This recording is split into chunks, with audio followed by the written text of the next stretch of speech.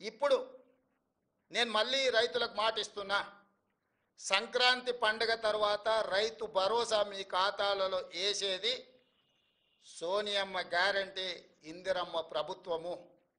ఏ రైతులు ఎలాంటి మారీచులు సుబాహులు వచ్చి మీకు అబద్ధాలు చెప్పి ఆనాడు పురాణాలలో విశ్వామిత్రుడు యజ్ఞం చేస్తుంటే రాక్షసులు ముఖ్యంగా మారీచుడు సుబాహులు వచ్చి ఆ యజ్ఞాన్ని భగ్నం చేయాలని ప్రయత్నం చేస్తే రామలక్ష్మణులు ఎట్లయితే కాపలా కాసి విశ్వామిత్రుడు చేపట్టిన యజ్ఞాన్ని సంపూర్ణంగా పూర్తి చేసిండ్రో, ఈనాడు కూడా మా ప్రభుత్వము రైతు భరోసా కొనసాగిస్తుంది. సంక్రాంతి పండుగ తరువాత సోనియా గాంధీ గారి గ్యారెంటీగా నేను చెప్తున్నా, మీ రైతు భరోసా మీ ఖాతాలో పడుతుంది. ఎవరిని నమ్మకండి.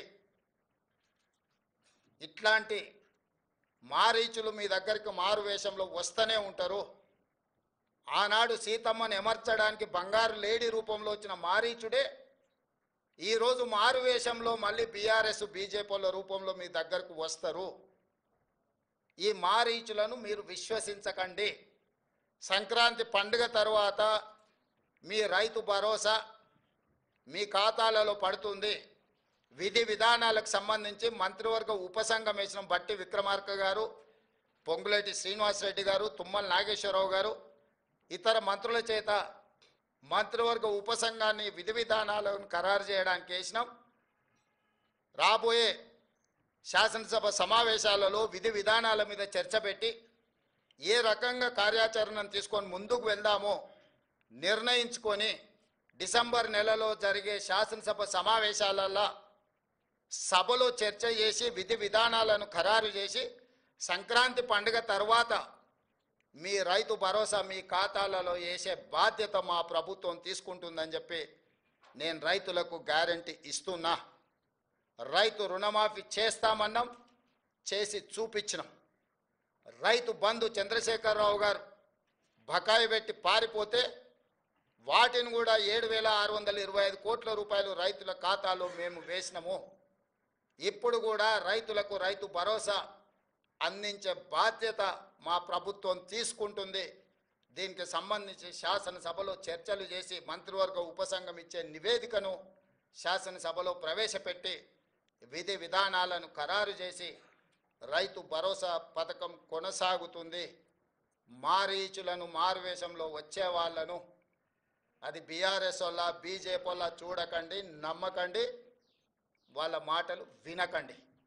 అదేవిధంగా ఈ సీజన్లో మేము వరి వంగడాల విషయంలో 500 రూపాయల బోనస్ ఇస్తామని చెప్పినాం. చాలా అపోహలు సృష్టించే ప్రయత్నం చేసిండ్రు. ఎవరయ్యా అంటే, గతంలో వరేస్తే ఉరేసుకున్నట్టే కొనుగోలు కేంద్రాలే ఉండవు, కొనుగోలు కేంద్రాలు ఎత్తేసినాము, ఎవరు పండించుకుంటే వాళ్ళ కర్మ అని చంద్రశేఖరరావు గారు ముఖ్యమంత్రిగా అధికారికంగా వారే మాట్లాడి చెప్పారు.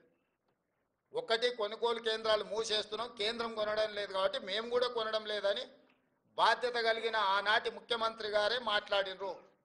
ఆ తర్వాత ఇంకా ఒక అడుగు ముందుకేసి ఉరేసుకుంటే ఉరేసుకున్నట్టే, అది మీ కర్మ అని చంద్రశేఖరరావు గారు మాట్లాడినరు. ఉరేసుకుంటే అనే పరిస్థితి నుంచి వరి వేసుకోండి, కనీసం మద్దతు ధర ఇచ్చి కొంటమనే కాకుండా సన్నాలు పండించండి, 500 రూపాయల బోనస్ ఇస్తామని చెప్పి ఈ రోజుకి 31 లక్షల మెట్రిక్ టన్నుల వరి ధాన్యాన్ని మా ప్రభుత్వం సేకరించింది. 500 రూపాయల బోనస్ కొనసాగు